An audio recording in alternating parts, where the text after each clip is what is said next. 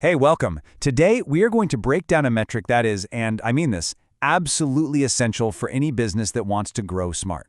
Marketing return on investment, or as you probably know it, ROI.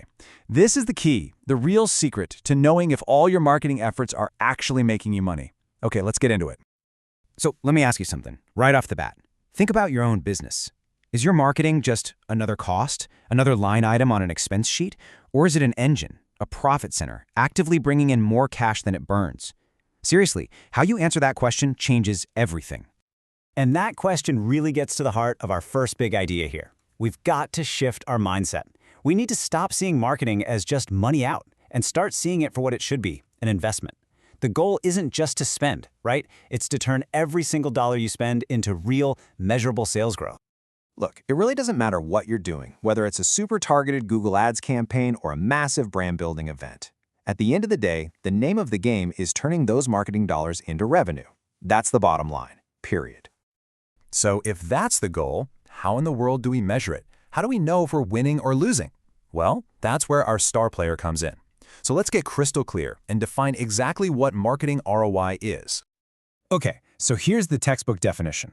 Marketing ROI is a key performance indicator, a KPI, that tells you the profit you generated from your marketing measured against how much that marketing actually cost you. It's a straight-up measure of how efficient and effective you're being. But let's cut through the jargon. You know what it really is? It's just the answer to this one simple, powerful question. For every single dollar you put into your marketing, how many dollars did you get back out? If you can answer that, you understand ROI. So why do you have to do this? Why is it so critical? Well, for starters, it's how you walk into a budget meeting and justify what you're spending. It also shows you exactly where your money is working hardest so you can double down on those channels. Then, it gives you the hard data you need to tweak and improve your future campaigns. And maybe most importantly, it's how you prove to your boss or your investors that marketing isn't just the arts and crafts department, it's driving the business forward. All right, so we've covered the what and the why. Now for the fun part, the how. I promise this isn't some crazy complex math. I'm going to walk you through a super simple formula to figure this out for yourself. It's a really straightforward four-step deal. First, figure out the extra sales you got from your campaign. Let's say, for example, it was $50,000. Step 2, subtract what you spent on marketing. Let's call it $10,000. That leaves you with $40,000 in profit. Now, step 3, you divide that profit by what you originally spent. So, $40,000 divided by $10,000. And finally, you just multiply that by 100 to turn it into a nice, clean percentage. And when you run the numbers from our little example, you get this, a 400% return on investment. Now, that's a big, impressive number for sure. But what does it actually mean for your business? So, what does a 400% ROI times really mean?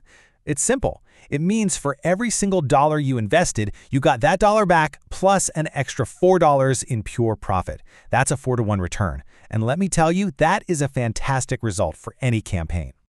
Now, it'd be awesome if it was always that clean and simple. But, in the real world, calculating ROI can have some hidden complexities. So let's talk about why it can get a little tricky. Okay, first off, the way people buy things today is complicated, right? Someone might see your Instagram post, then a week later click a Google ad, then get an email before they finally buy. So, who gets the credit? This is called attribution. A simple way to start is last touch attribution. Just give all the credit to the very last thing they did.